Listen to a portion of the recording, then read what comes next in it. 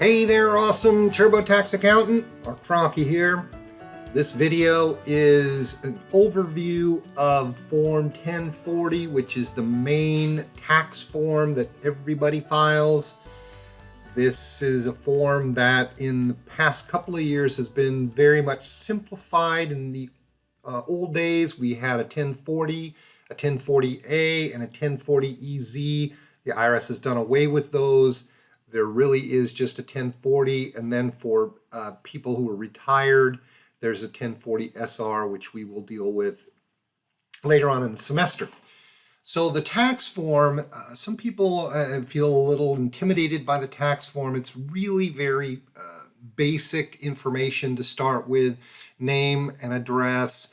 The filing status is either single, married filing jointly, married filing separately. Married filing separately, by the way, is the highest tax rate possible. This is really for people that are separated and probably getting divorced, but they can't get together to file a return jointly. And then there's head of household and a qualifying widower. Then the name and address, social security number of both the taxpayer and the taxpayer's spouse, the home address, and then a dependent section. Second section down here is where we list dependents.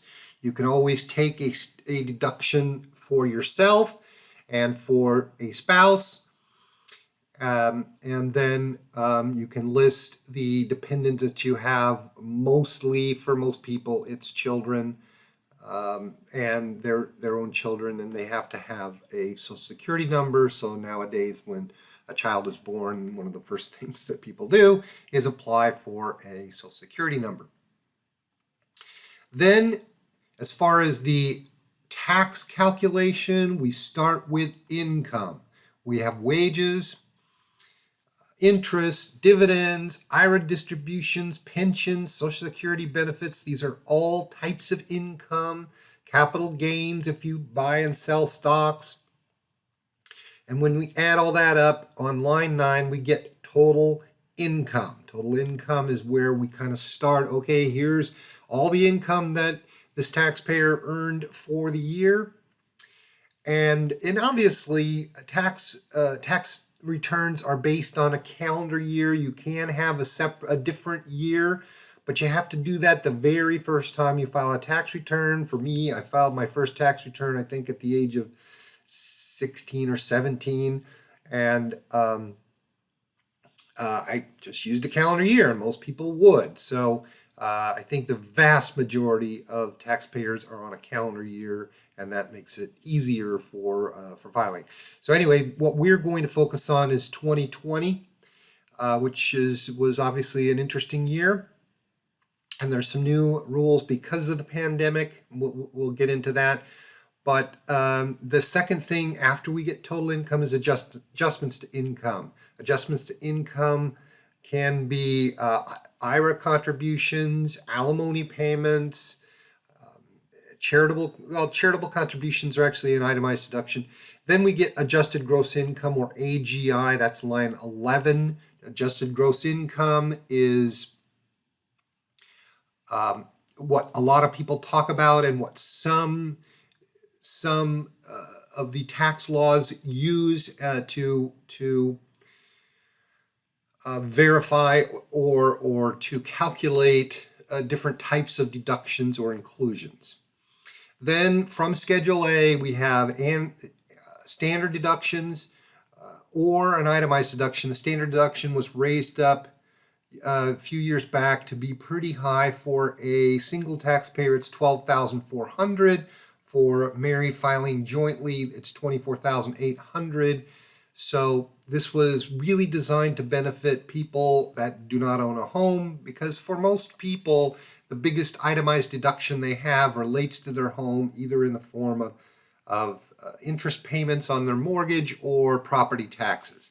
So they raised the standard deduction up so that if your itemized deductions are not more than the standard deduction, then we just take the standard deduction. We subtract that from our adjusted gross income to get taxable income.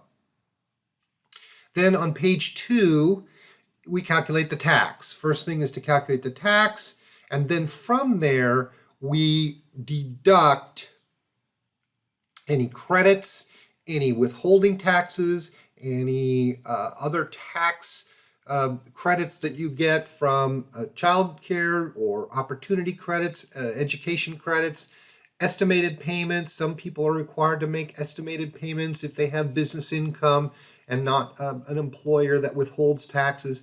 But basically we're saying, here's what your tax is on line 16. Here's all of the credits or payments or things that can be applied against that tax. And then when we subtract those payments from the amount of tax, we get whether you overpaid and are going to get a refund, or if you have higher tax than the payments, then you will have to either have the money deducted from a bank account based on a routing number. And of course, if you have a refund coming, you can put your bank account information in here and they will just transfer the money directly to you in the electronic world we live in. And but if you owe tax, you can send them a check, or you can have them take the money out of your checking account.